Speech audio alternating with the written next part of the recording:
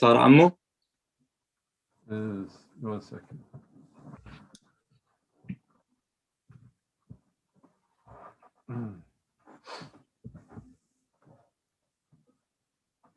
Yeah, it's on now. Okay. شكرا عمو.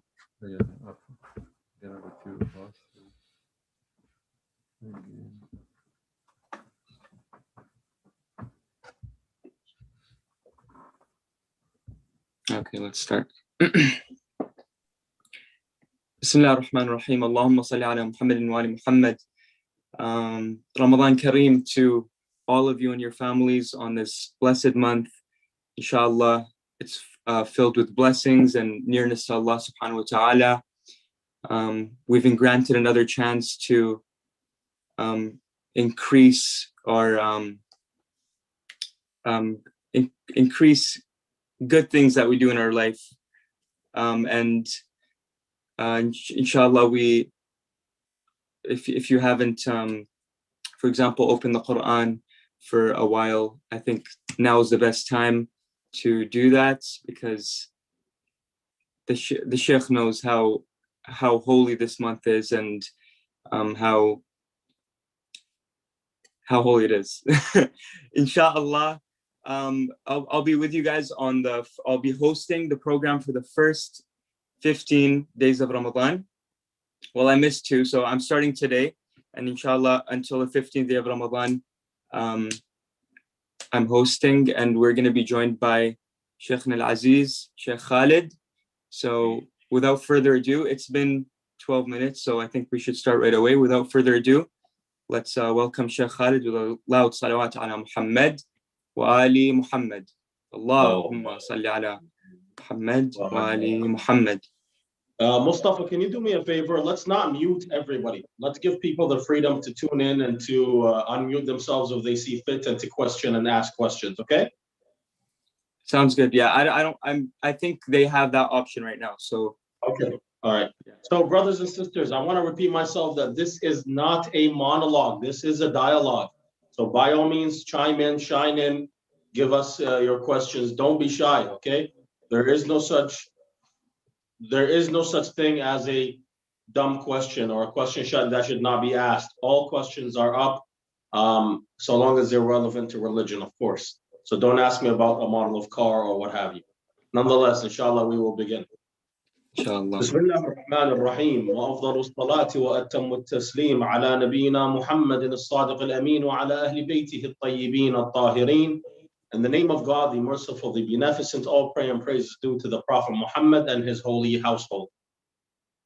Continuing with the concept of the lecture of the Prophet Muhammad, expected Ramadan, we've gotten to this point. We've spoken about the concept of kin, your nearest of kin, your parents, your family, so on and so forth.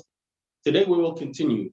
The Prophet ﷺ says, وَمَنْ تَطَوَّعَ فِيهِ بِصَلَاةٍ كَتَبَ اللَّهُ لَهُ بَرَاءَةً مِنَ النَّارِ.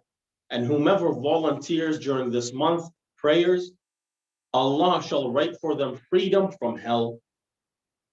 That is the first concept, is that during this month, Brother Mustafa has already alluded and mentioned the importance of this month. It goes without saying. There is a narration that says that there is a Sayyid to everything in creation. So, for example, stones, the Sayyid of stones, the Lord of stones is the Aqil. The Lord of everything has a Lord. The Lord of months is Ramadan. The Lord here, the term Lord, brothers and sisters, has 2 meanings. Okay, it could mean Lord as in God, but the old term, the term in its originality, was used to mean Sayyid in Arabic.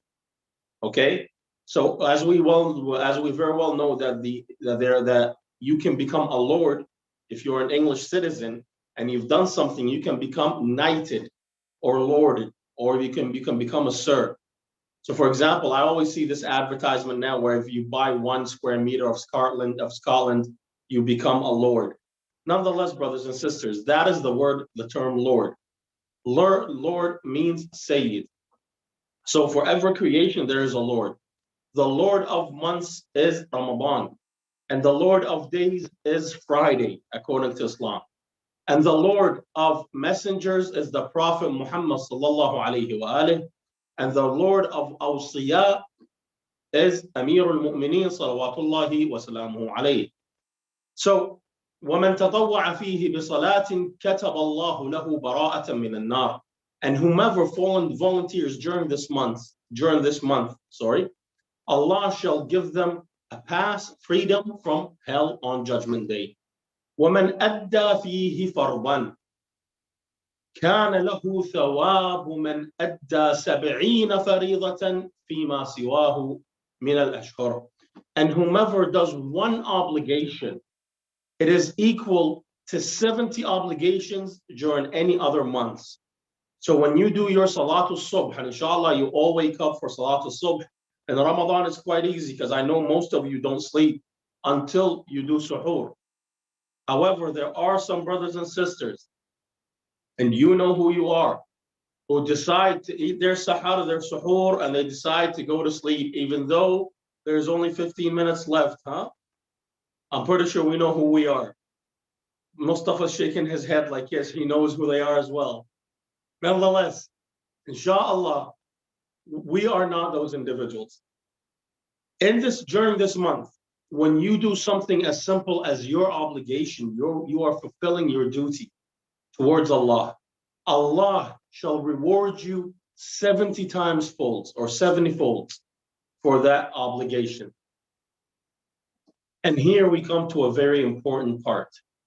وَمَنْ أَكْثَرَ فِيهِ مِنَ الصَّلَاةِ عَلَيْهِ تَقَّلَ اللَّهُ مِيزَانَهُ يَوْمَ تَخِفُّ الْمَوَازِينَ.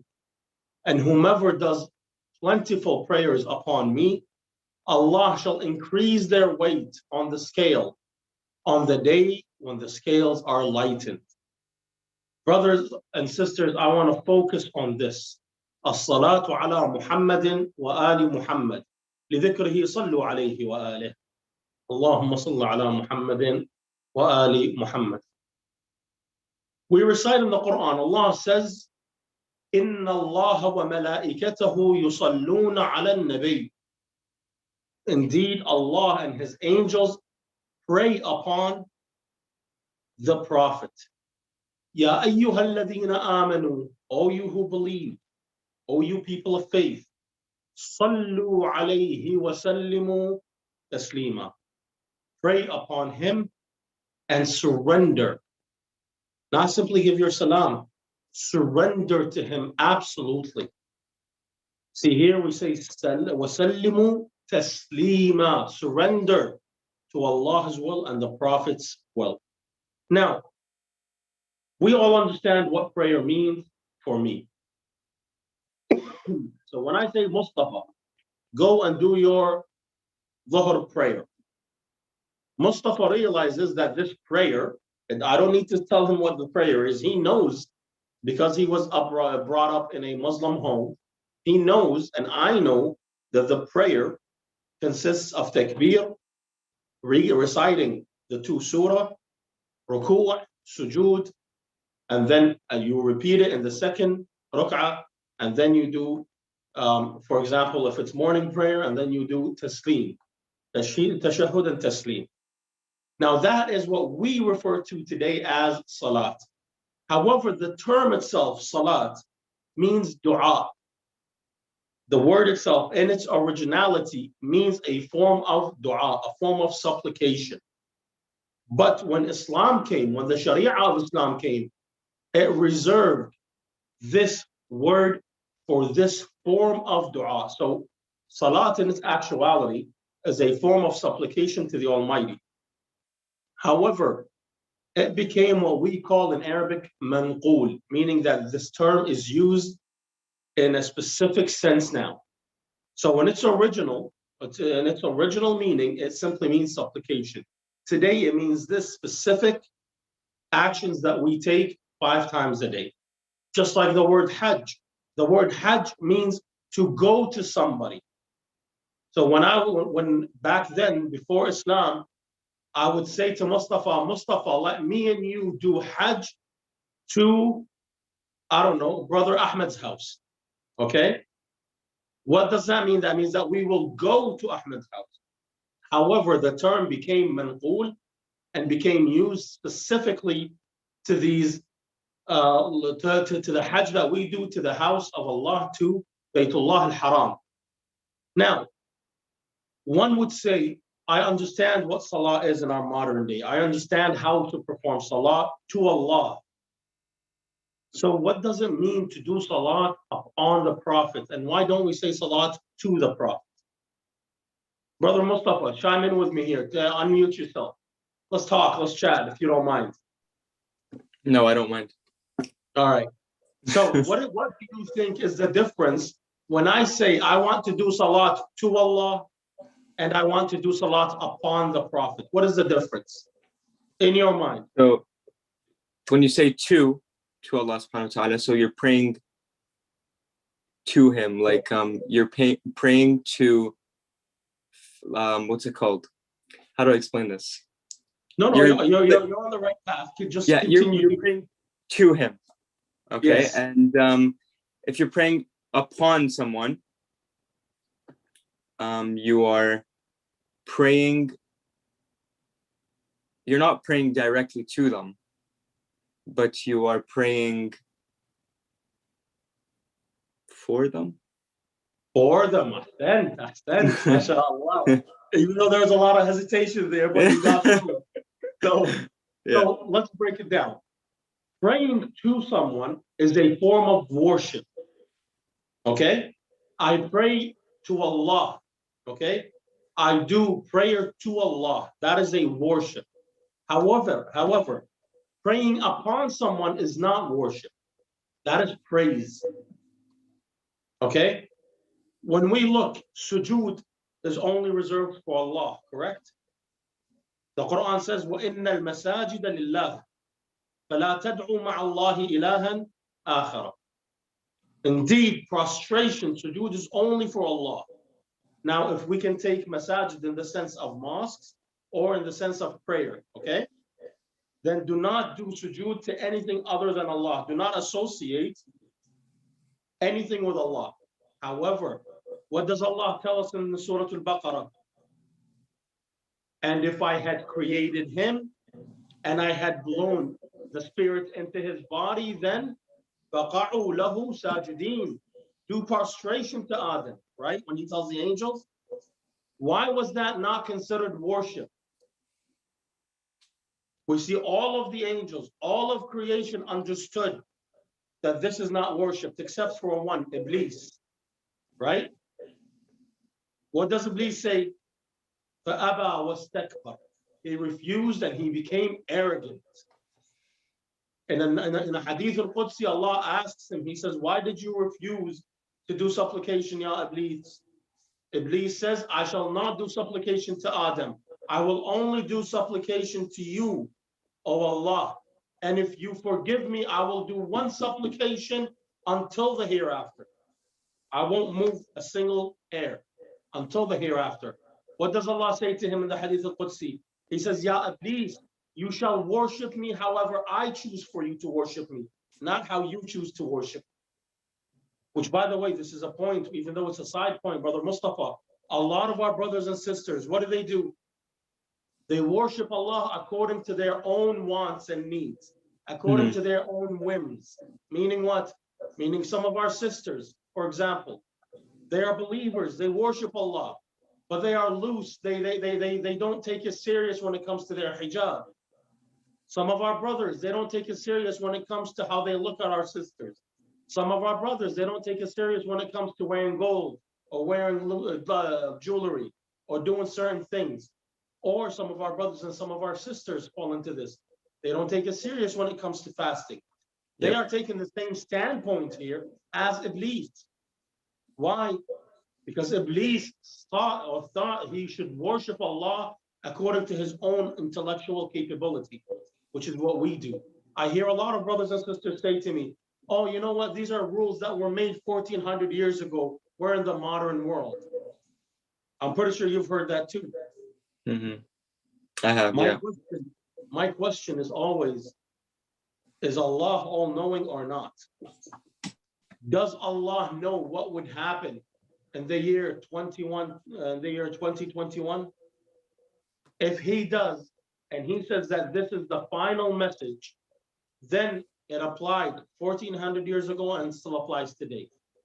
And if He did not know, then He's not worthy of worship. Nonetheless, we'll go back to our concept. The Imam salawatullahi wa salamuhu alayhi an Abi Abdullah, Imam Ja'far al-Sadiq, he says, As-salatu min Allah azza wa jalla rahmah. Prayer from Allah subhanahu wa ta'ala is mercy upon the servant. Wa min al-malaika tazkiyah. And from the angels is chastening. Wa min al-nasi du'a. From people, it is an invocation. We're invoking Allah to uplift, to raise the status of this individual that we are doing salat upon. Hence, in English, what do we say? And prayer and praise be upon the Prophet Muhammad, right? Why do we combine those two? Because the prayer here is from Allah and the praise comes from us.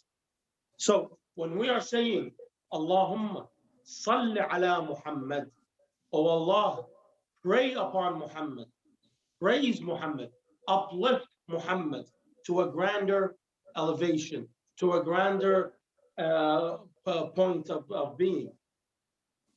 However, from us, it is what? It is dua for him. From Allah, it is mercy for him. We see in another narration, the Imam says, he, whoever does prayer upon the Prophet, man salla ala Rasulillah sallallahu alayhi wa alayhi, sallallahu alayhi alf marra bi alf saffin min al malaika. He, whoever does prayer upon the Prophet, Allah shall do prayer upon him 1,000 times in 1,000 lineups of 1,000 angels. Now these numbers, these are large numbers. They mean what? They don't mean that 1,000, not 999 or 1,001. They mean plentiful. They mean a lot. Nonetheless, whether it's 70 or 1,000, the Arabs always use these terms, 70,000, 1,000,000, to represent a number that is high and that is of elevation. Nonetheless, as for how it's done, now one would ask how it's done. And this is a question that the brothers during the time, the companions of the Prophet, they came to the Prophet and they said, Ya Rasulullah, you have taught us how to do salat, but you never taught us how to do salat upon you. How do we do salat upon you? He said to them that you should say, Allahumma salli ala Muhammad wa ali Muhammad, kama sallayta ala Ibrahim wa ali Ibrahim, innaka hamidun majid. وبارك على محمد وآل محمد كما باركت على إبراهيم وآل إبراهيم إنك حميد مجيد. O Lord, pray upon Muhammad and his family, and the family of Muhammad, as you had prayed upon Ibrahim and the family of Ibrahim. Verily, you are praised and exalted. And bless Muhammad and the family of Muhammad, as you had blessed Ibrahim and the family of Ibrahim. Verily, you are praised and exalted. Now, there is a point that we should note and that we should keep in mind.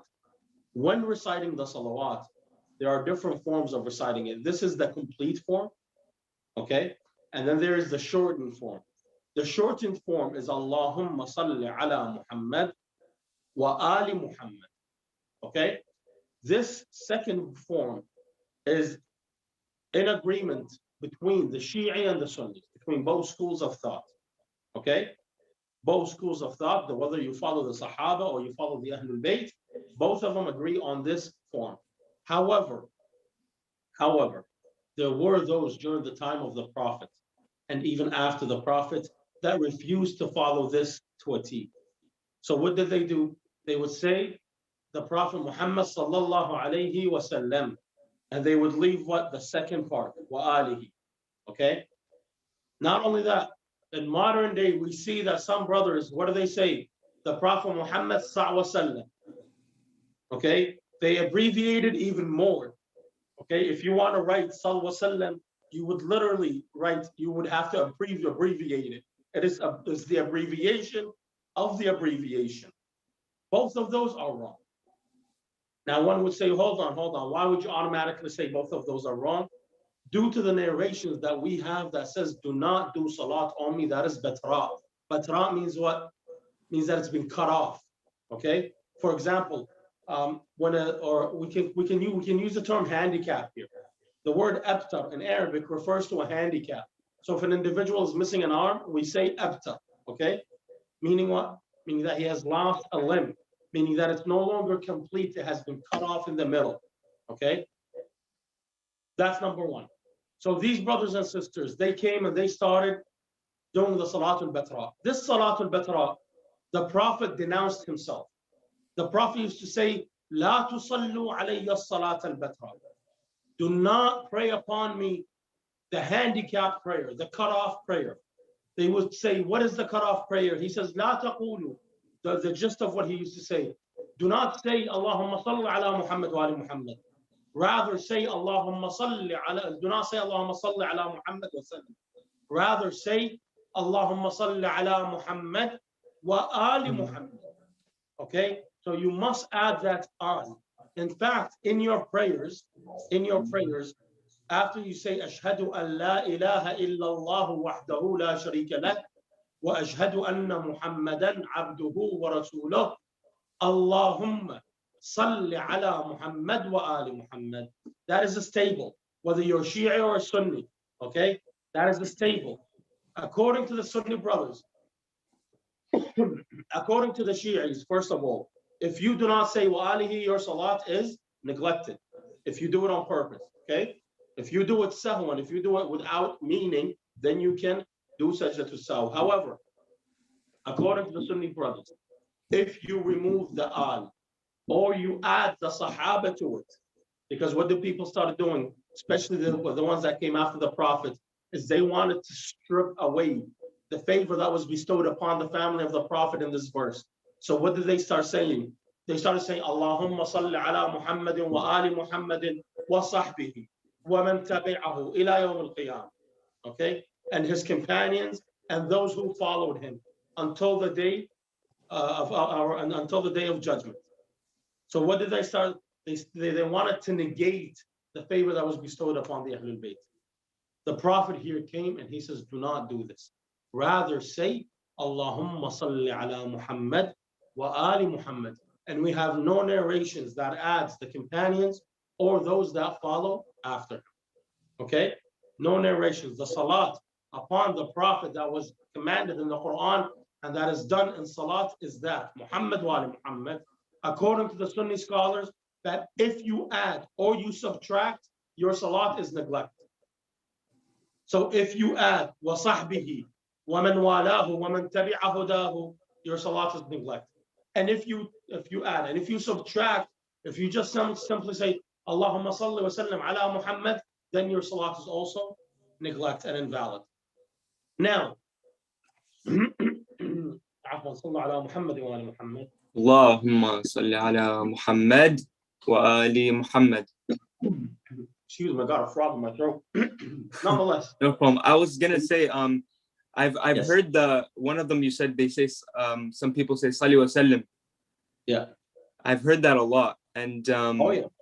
yeah, I didn't know, like, is there a reason why they make it so short, or I don't know. I guess they're in a rush to get through it. I don't know. I honestly don't know why. I mean, in modern day, I see a lot of YouTube lectures where the brothers they say sa wa sallam. You know, it's no longer even salli wa sallam. It's sa wa sallam, sal wa sallam, sal wa sallam, or sa wa sallam. I guess they're tired. They want to get through the lecture quick. so it shouldn't be shortened, or what's it called? Shouldn't be shortened, and there shouldn't be any additions to it. You're saying. Now we come to another part, Brother Mustafa. There are those who say, Allahumma salli ala Muhammad wa ala ali Muhammad. Do you see the difference? Mm-hmm. Where is the difference?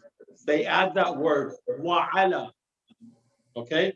and upon. So what do they say? They say, oh Allah, pray upon Muhammad and upon the family of Muhammad. Okay? Now you might say, or someone might say, hold on, what's the big deal?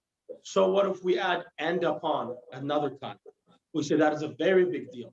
Because what you have done here is you have effectively separated those two. Right? So when I come and I say, you know who I spoke to with today? I spoke with Mustafa and I spoke with Ali. We see that if I said I spoke with Mustafa and Ali, what does that mean? That means that it was one conversation.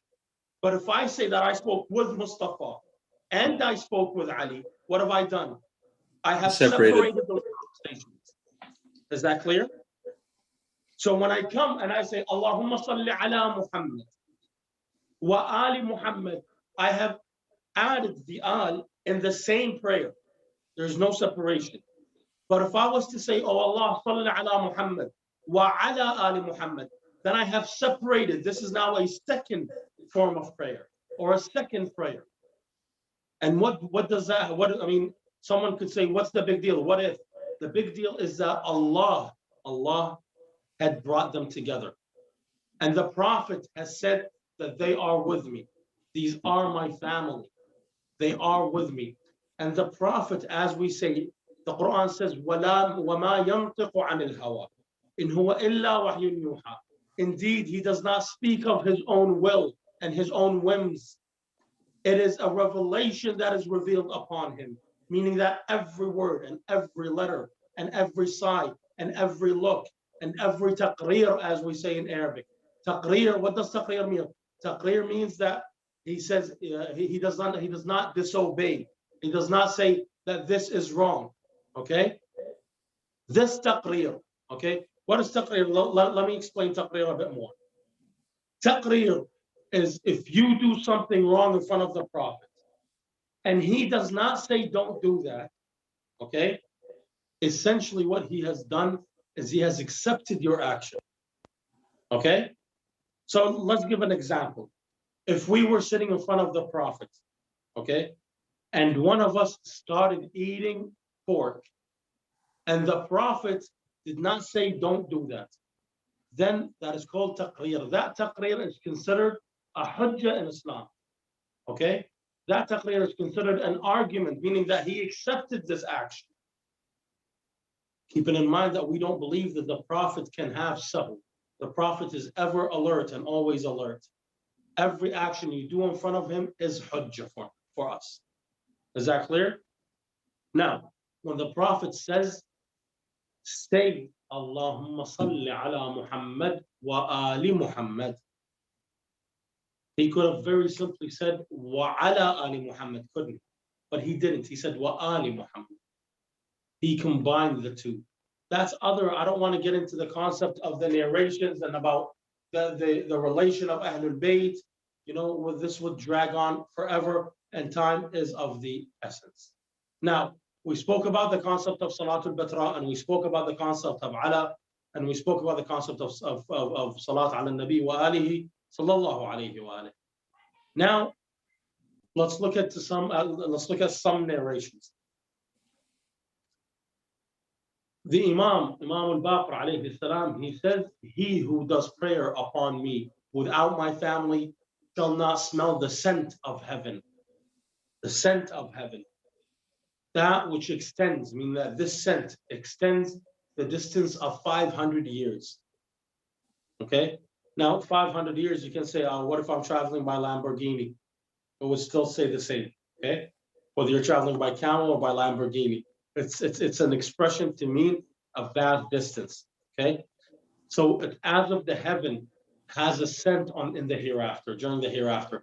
The believers who do not, or who do Salatul Batra, okay? Who leave the family out of the Salat, they won't even smell the scent, let alone see or enter heaven. Imam al-Sadiq says, the Prophet informed Imam Ali, and he said to him in a long hadith, I have just taken parts of it. Oh Ali, shall I tell you something that will make you rejoice? The Imam replied, yes. The Prophet says, if one of my nation prays upon me and follows it with my family, Allah subhanahu wa ta'ala shall open a gate for him or her, okay, to the heaven, or shall open the gates of heaven to them. And the angels shall pray and praise upon them 70 times. And if this individual, and if an individual prays on me without my family, there will be 70 veils placed between them and the heavens.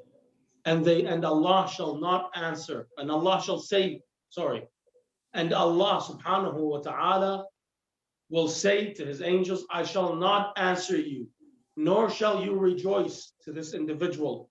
Then he addresses his angels and says, oh my angels, do not lift his dua unless he follows it with the family of the Prophet, and he will remain veiled until he follows with my family.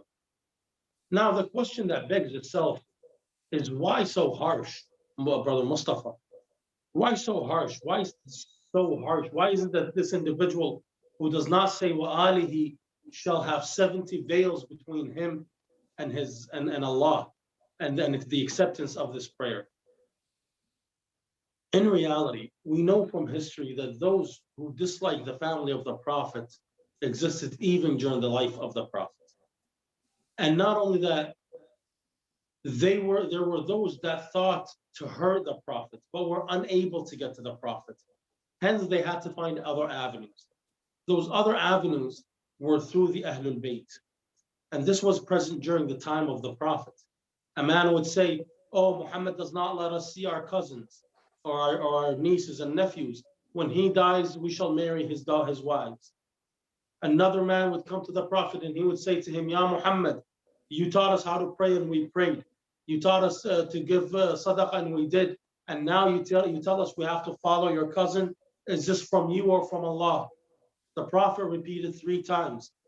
It is from Allah, it is from Allah, it is from Allah. This man, still arrogant, he says, if it is from Allah, I want Allah to rain the torment upon me. The narration says, the second he put his foot outside the mosque, a stone came from the heavens that entered his head and exited through the bottom. Then the Prophet recited the Quran, and he said, سَأَلَ سَائِلٌ بِعَذَابٍ وَاقِعٍ لِلْكَافِرِينَ لَيْسَ لَهُ دَافِعٍ مِنَ اللَّهِ ذِي الْمَعَارِجِ. That an individual came and asked for a torment that has no purpose for the non-believers, meaning that it was specific for a believer. Nonetheless, we know that there are those who hated Amir al-Mu'mineen Ali ibn Abi Talib. In fact, one of Bani Umayyah was asked, he says, why do you hate Ali ibn Abi Talib? He looked at him and he says, Wayhak, how dare you? Why should I not hate him? He killed our fathers, okay? And he beat us up while we were kids. And now he wants to be a king over us. Why don't we hate him? So imagine your childhood, the kid that would not let you become a bully. Amir al-Mu'mineen was not a bully, but he would not allow the bully to be a bully. When the person would want to bully, he would stop them. When the kids used to throw stone the Prophet, he would chase them and beat them. When he became older, he defeated their grandest warriors in battle. All of this reserved hate and animosity turned into envy. This envy in turn turned into hatred. This hatred turned into something greater, which is trying to bring down the Ahlul Bayt. And how did they do that? They did that simply by fighting the Ahlul Bayt. Where they couldn't fight them with the sword, they tried to destroy their image. When they couldn't destroy their image, they tried to strip away from their image as much as possible. Hence, we see Bani Umayyah and Bani al-Abbas did their best to try to strip away from the image of Ahlul Bayt. That's why we see the Prophet and Allah, knowing full well this will happen, they focused on the Ahlul Bayt.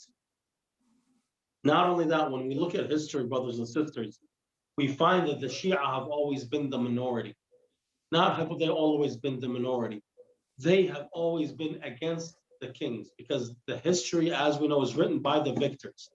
That's why the minority were the Shia.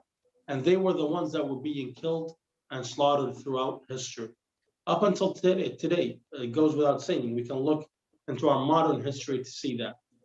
So our standpoint with the Ahlul Bayt, with the proper path of the Prophet Muhammad and Ali Muhammad and his family, led us to where we stand today. To where we are the only nation that says, Allahumma salli ala Muhammadin wa Ali Muhammad. And we mean specifically by Ali Muhammad is Ali, Fatima, Hassan, and Hussein, and the 9 infallibles that come from Imam al-Hussein. And we are the ones that are awaiting for the arrival of the Imam as was taught to us by the Prophet and his lineage. I ask Allah بحق الحسين الوجيه وجده وأبيه وأمه وأخيه أن يفرج عنا أن يفرج ويعجل ظهور الحجة ابن الحسن صلوات الله وسلامه عليه. I ask you to remember me and my parents in your dua. وإلى أرواح المؤمنين والمؤمنات وأرواح من مات على الهدى والإيمان رحم الله من قرأ الفاتحة مسبوقة بالصلاة على محمد وآل محمد. اللهم صل على محمد وآل محمد. طيب الله انفاسك شيخ. معكم مولانا. Are there any questions?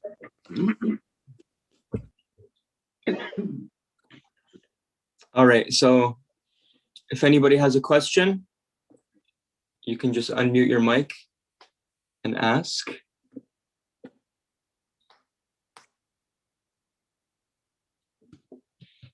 No questions?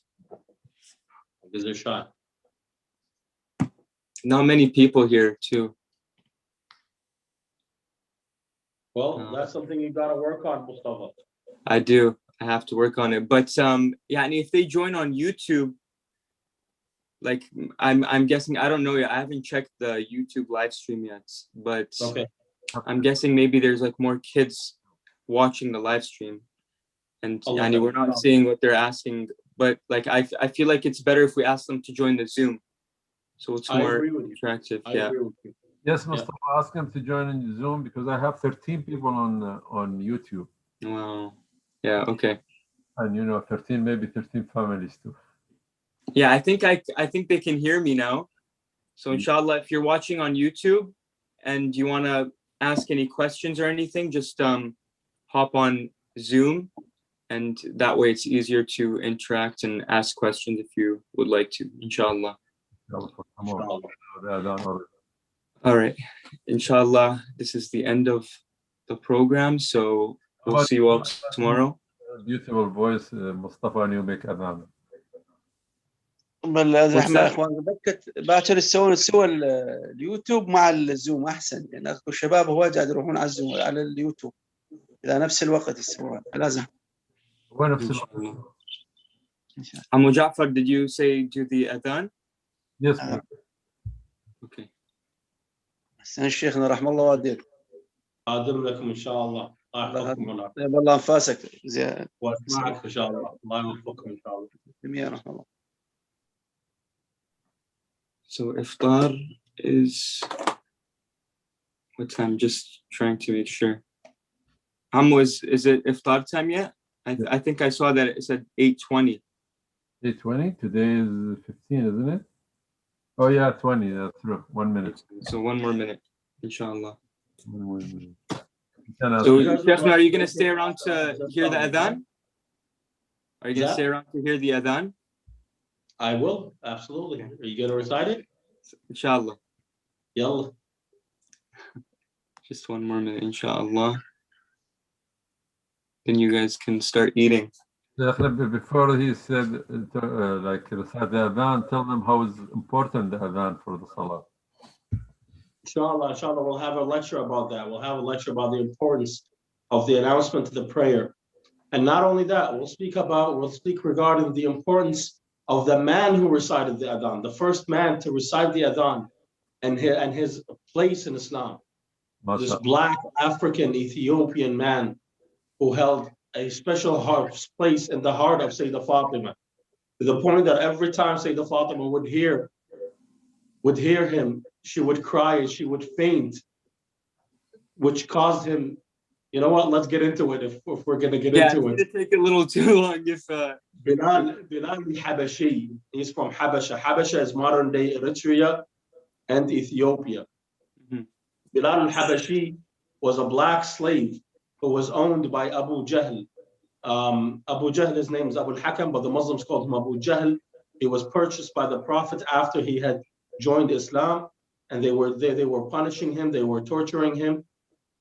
He was the first individual to recite the Adhan. However, he had a heavy tongue, he had a lisp. So he wouldn't say ashhadu, he would say ashadu. His sheen was seen, and his seen was sheen. Okay, he had a very strong lisp. So he would say ashadu an la ilaha illallah. Some of the companions came to the Prophet and they said to him, Ya Rasulullah, tell this black man to get down from the minbar. He doesn't speak proper Arabic. He says ashadu. The Prophet looked at them and he says, don't worry about Bilal. Bilal is seen with Allah is sheen, and his sheen is seen. Don't worry about how he pronounces it. After the passing of the Prophet, every time Sayyidah Fatima would hear Bilal recite the Adhan, she would cry until she faints. This weighed heavy on the heart of Bilal al-Habashi. So he left Medina altogether. He left Medina and he went to Syria. He couldn't handle the fact that he was causing Fatima to cry. Until one day in Syria, in the middle of the night, he saw Sayyidah Fatima in the dream. And she said to him, Ya Bilal, hatta anta jafawtani. Oh Bilal, even you have abandoned me. They say Bilal woke up in the middle of the night and he left all of his belongings and went right back to Medina. When he got to Medina, he started asking, where is Fatima? Where is Fatima? He saw that the Medina was in disarray. So he came to the house of Amir al-Mu'mineen. He says, Ya Amir al-Mu'mineen, I saw Fatima. Where is Fatima? He says, Bilal, you've come too late. Fatima has passed away. Inshallah, brothers and sisters, we can learn a lot from Bilal al-Habashi radwanullahi ta'ala alayh, and we will focus upon the importance of Adhan and Iqam, inshallah, in another lecture. I know it's time for you guys to break your fast, so we'll let Mustafa recite the Adhan. Inshallah. Ahsantum, Shaykhna. Ahsantum. Thank you for that beautiful story. All right, so we'll start with the Adhan now. إن الله وملائكته يصلون على النبي يا أيها الذين آمنوا صلوا عليه وسلموا تسليما اللهم صل على سبحان الله والحمد لله ولا إله إلا الله والله أكبر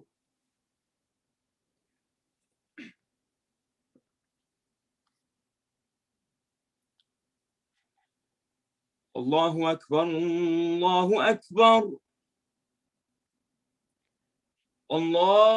الله أكبر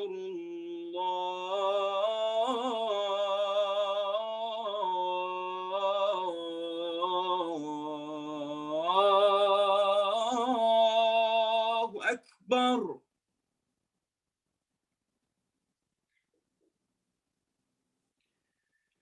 أشهد أن لا إله إلا الله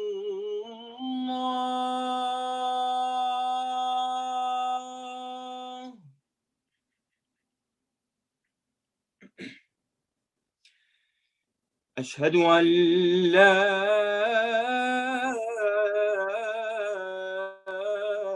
إله إلا الله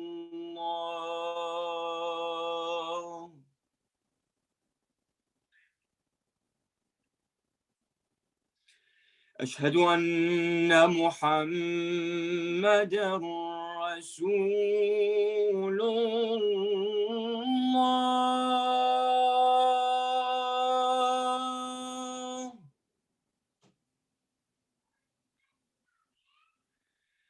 أشهد أن محمدًا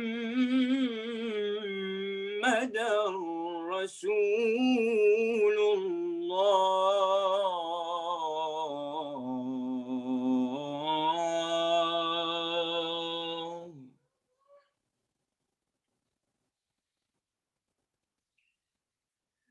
أشهد أن عليا ولي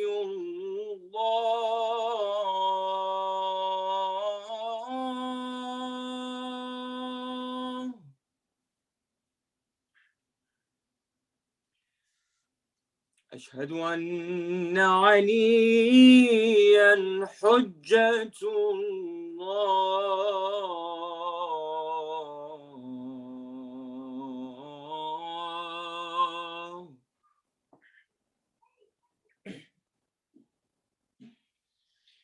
حي على الصلاة.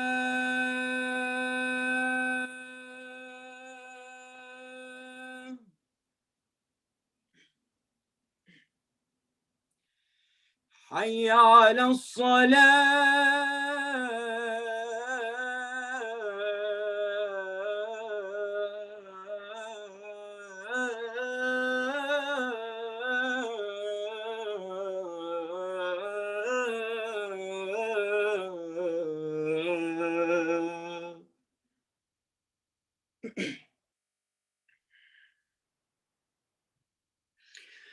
حي على الفلاح.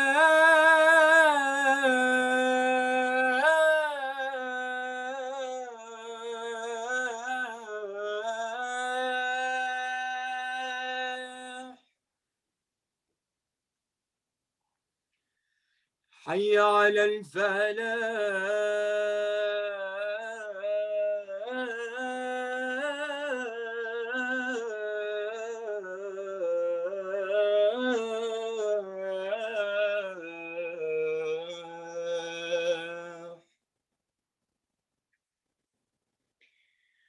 حي على خير العمل.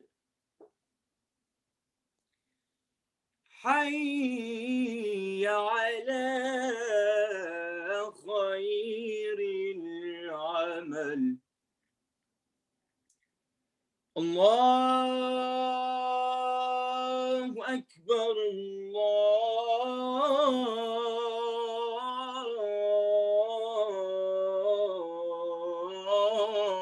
الله أكبر.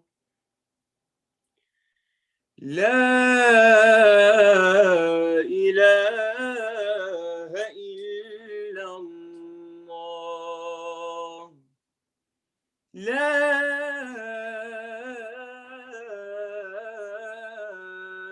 إله إلا الله. وصلى الله على سيدنا محمد وآله وسلم. اللهم صل على محمد وآل محمد. Inshallah, you all enjoy your iftar, and we'll see you tomorrow, same time, 7:30 for أنتم عزيزي طيب الله program. شكرا مشكور شيخنا. حبيبي. I can go on more and make stop the stream. Okay, I'll make you host. Ammu.